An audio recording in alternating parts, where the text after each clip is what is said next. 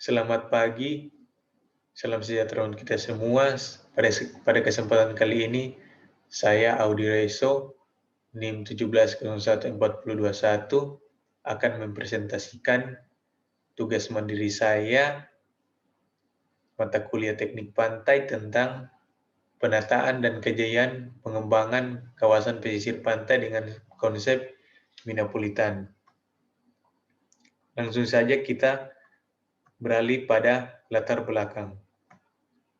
Di sini membangun kawasan pesisir pantai merupakan salah satu prioritas dalam proses perkembangan suatu daerah. Nah, wilayah pesisir pantai ini dapat mempengaruhi wilayah daratan. Aktivitas yang dilakukan di wilayah daratan akan berpengaruh pada wilayah pesisir. Demikian juga sebaliknya.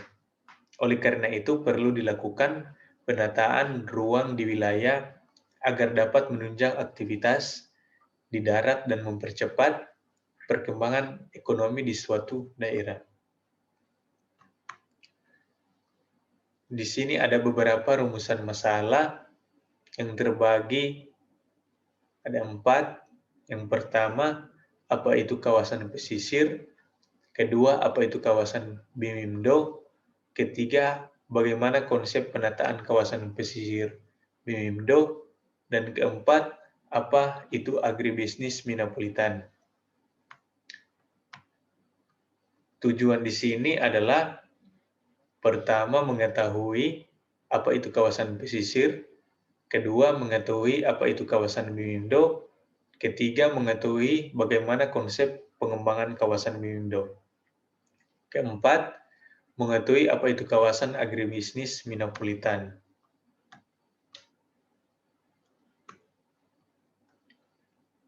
Lanjut pada pembahasan. Di sini ada pengertian dari kawasan pesisir pantai itu sendiri.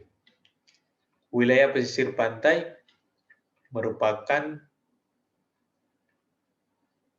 peralihan antara darat dan laut yang bagian lautnya masih dipengaruhi oleh aktivitas daratan, seperti sedimentasi dan aliran air tawar, dan bagian daratannya masih dipengaruhi oleh aktivitas laut, seperti pasang surut, angin laut, dan pembebasan air asin. Pengertian lainnya juga dapat berupa wilayah daratan dan perairan yang dipengaruhi oleh proses biologis dan fisik dari perairan laut maupun dari daratan. Dapat didefinisikan secara luas, yaitu untuk kepentingan pengolahan sumber daya alam. Sehingga definisi wilayah pesisir ini dapat berbeda tergantung dari aspek administratif, ekologis, dan perencanaan. Selanjutnya, ada karakteristik wilayah pesisir pantai. Yang pertama, pesisir merupakan kawasan yang strategis karena memiliki topografi yang relatif mudah dikembangkan dan memiliki akses yang sangat baik, atau dengan memanfaatkan laut sebagai prasarana pergerakan. Kedua, pesisir merupakan kawasan yang kaya akan sumber daya alam, baik yang terdapat di ruang daratan maupun ruang lautan, yang dibutuhkan untuk memenuhi kebutuhan manusia.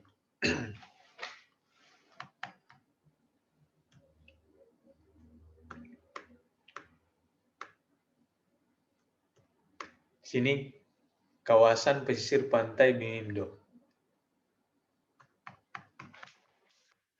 Saya mengambil contoh di pertama Kabupaten Minahasa. Di sini DP letak astronomisnya dan letak geografisnya. Ini adalah DP peta, dan saya mengambil beberapa contoh pantai di Kabupaten Minahasa. Pertama, Bukit Tinggi, Pantai Rumbia, Pantai Temboan, Pantai Walini-Sorit, Pantai Tumpaan, Pantai Triple M, Pantai Tinggian, dan seterusnya.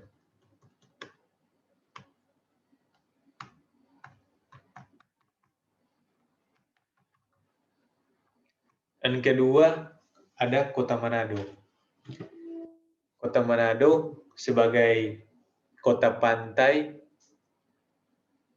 yang telah merencanakan wisata bahari sebagai jenis wisata andalan. Hal ini didukung oleh keindahan alam dan potensi yang ada.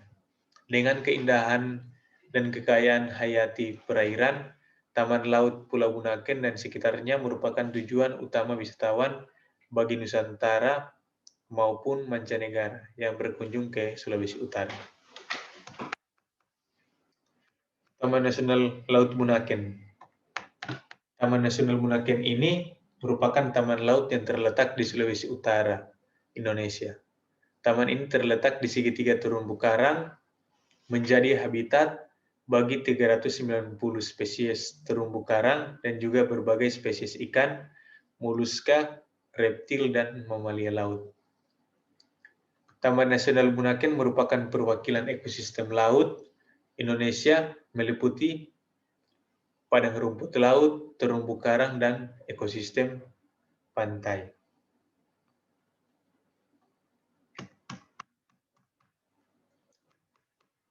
Tentang masyarakat yang bermukim di kawasan Taman Nasional Bunaken ini, sudah lebih dari 5 generasi. Penyebaran pertumbuhan penduduk meliputi ke 5 pulau dan beberapa daerah di daratan utama Pulau Sulawesi. Kepadatannya cukup bervariasi serta kehidupan sosial, ekonomi, dan budaya masyarakat sangat beragam.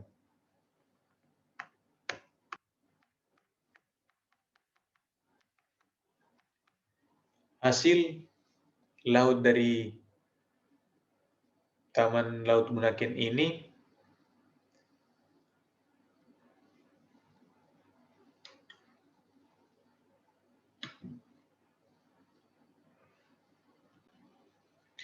berdasarkan hasil survei potensi desa Balai TN, Bunaken yang di dalamnya juga mencakup kependudukan pada bulan Agustus 2009.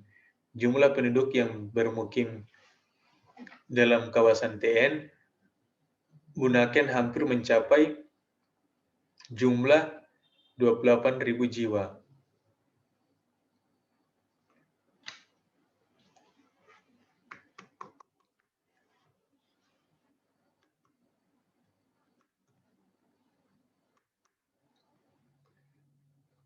Masyarakat di Taman Nasional Bunaken memiliki kegiatan perikanan tradisional yang meliputi ikan-ikan karang. Pada musim tertentu, tangkapan utama bisa berupa ikan-ikan pelagis seperti kambung atau deho, cakalang, dan ikan terbang. Secara umum, teknik penangkapan ikan meliputi jaring atau soma darape, landra, dan pajeko, pancing atau noru, funai, tonda, dan palinggir. Dan ada juga perangkap ikan. Yang ketiga, ada Kota Bitung. Kota Bitung ini adalah salah satu kota di Provinsi Sulawesi Utara. Kota ini memiliki perkembangan yang cepat karena terdapat pelabuhan laut yang mendorong percepatan pembangunan. Kota Bitung ini terletak di timur Laut Tanah Minahasa. Banyak penduduk Kota Bitung yang berasal dari suku Sangir, sehingga kebudayaan yang ada di Bitung tidak terlepas dari kebudayaan yang ada di wilayah Nusa Utara tersebut. Ini adalah peta Kota Bitung. Nah, perekonomian Kota Bitung ini didominasi oleh sektor pertanian dan perkebunan.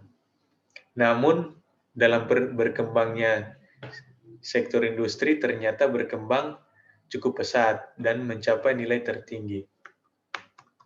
Bertumbuhnya sektor industri sangat membantu perekonomian, terutama dengan meluasnya kesempatan kerja.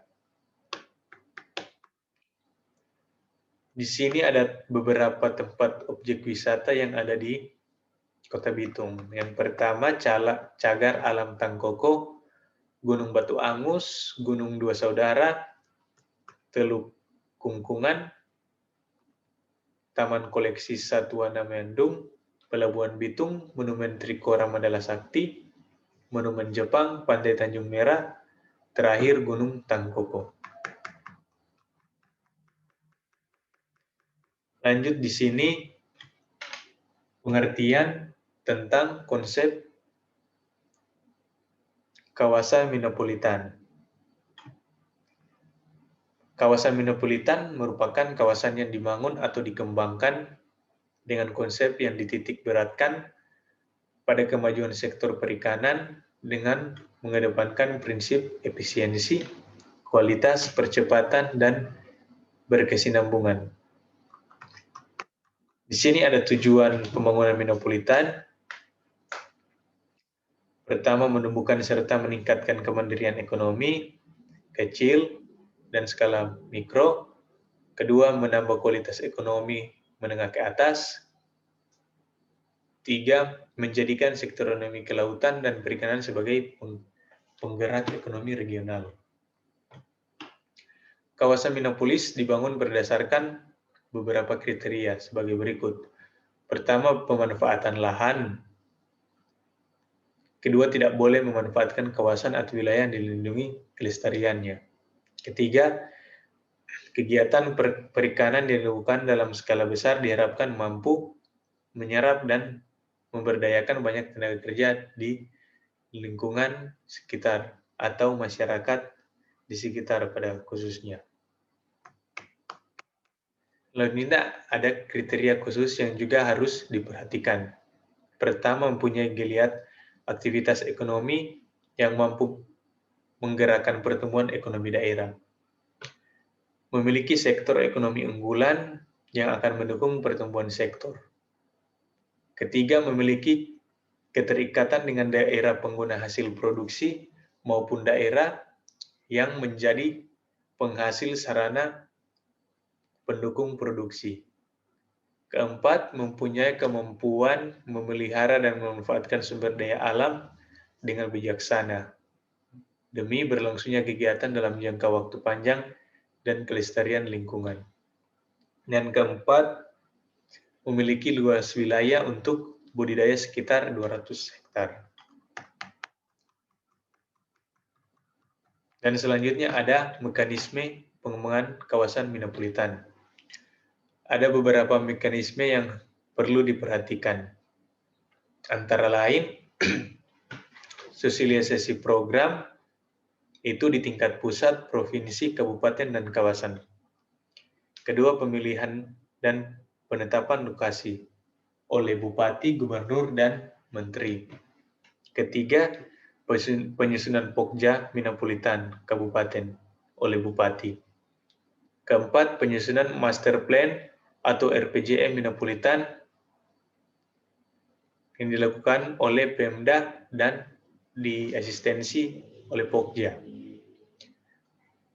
Keempat, penyusunan detail desain.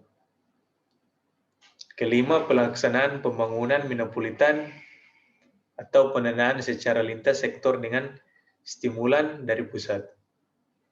Kelima, monitoring dan evaluasi. Itu dilakukan oleh tim Pokja Agro atau Metropolitan Pusat, Provinsi, dan Kabupaten. Dan terakhir, pengembangan metropolitan pasca 3 tahun fasilitasi atau menuju metropolitan mandiri oleh masyarakat dengan fasilitas Pemda setempat. Sekian presentasi dari saya. Sebagai kesimpulan di sini, yaitu kawasan pesisir Mimno merupakan salah satu kawasan yang sangat kaya akan sumber daya alam lautnya, memiliki garis pantai yang panjang, keindahan pantainya, dan bermacam-macam lainnya. Oleh sebab itu, kawasan pesisir pantai Mindo sangatlah cocok dijadikan kawasan metropolitan yang berbasis pada sektor perikanan. Hal ini sudah seharusnya menjadi perhatian pemerintah di Sulawesi Utara. Harapan kedepannya kawasan pesisir Mindo bisa menjadi salah satu kawasan pesisir termaju dan terdepan di Indonesia, dan bisa menjadi terdepan bagi daerah-daerah lain dalam hal mengembangkan kawasan pesisir yang mereka miliki. Sekian dari saya, diucapkan banyak terima kasih.